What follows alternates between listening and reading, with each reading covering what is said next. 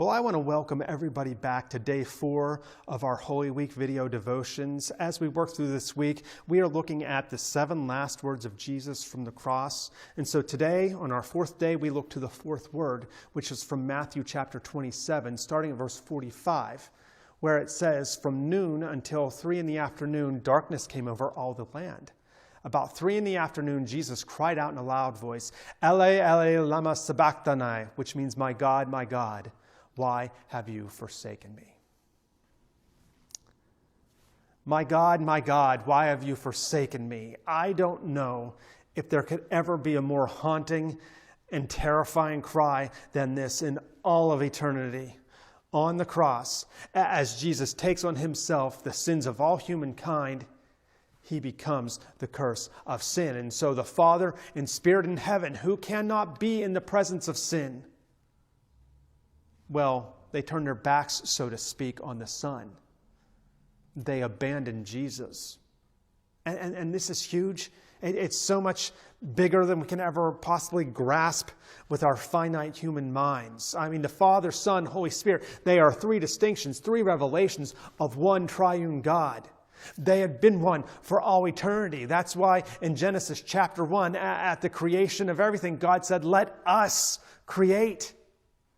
Even then, and an eternity before then, God was 1 and 3. How can that be? I don't know. Again, I can't get my finite human mind around that. But that's how God reveals himself to us in the Scriptures. Father, Son, and Holy Spirit, one God in 3 persons. So when Jesus suffered on the cross, carrying the sins of all people, Jesus is for the first and only time in all of eternity ever separated from the Father.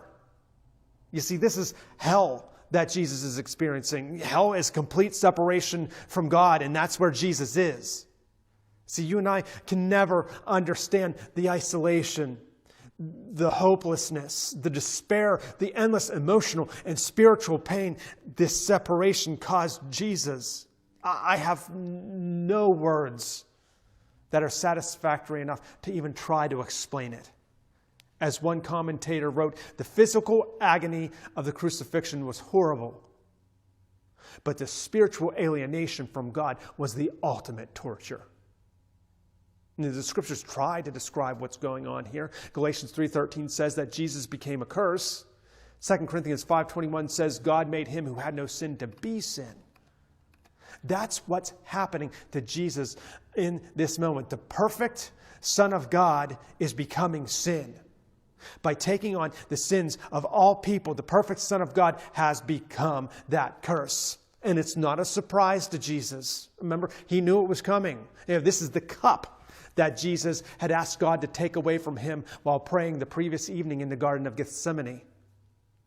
And here it is now upon him. And the loneliness and the desolation and the despair, they are so great that even when his body is suffering from error, he cries out, my God, why have you forsaken me?" Here Jesus descends into hell. This is hell, the complete absence of God and anything good. And Jesus is in it. He's in it for me. And he's in it for you. See, right now, we find ourselves in a time when many people are feeling isolated and alone and maybe even hopeless sometimes, right? I mean, even as it seems we're in the upswing of this pandemic, we see the reports every day, still sickness and death. And we are still, after a year, we're limited to how we can be with our friends and our loved ones and where we can be with them. And even here at church, we've only been able to meet in person together again for several weeks. And we're happy about that. Yet even when we're together, we have to keep our distance. We have some pews taped off so we don't get close enough, right? We wear masks to hide our smiles and our cheer of being together. And those who love hugging others, and indeed those who need hugs from others, we still have to do without.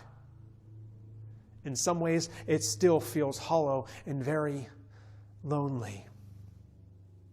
It's that feeling of just purposelessness to the days and isolation and maybe even some grief and despair. It's there.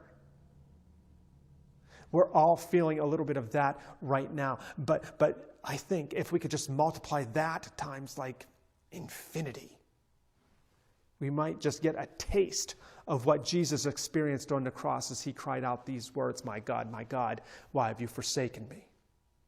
He knew it was coming. He knew it would be excruciating. But he did it. He did it for you, and he did it for me, and he did it for all who would come to him for salvation. Such is his love. I have no words to do it justice. I want to ask you at some point today to prayerfully meditate on these ideas for a few minutes. What words would you use to try to describe or help understand what Jesus is experiencing in this moment? How far are you willing to go? What level of pain are you willing to endure to love those around you? And how much must Jesus love you that he endures this for you? Be sure to join us here tomorrow. God bless you, my friends.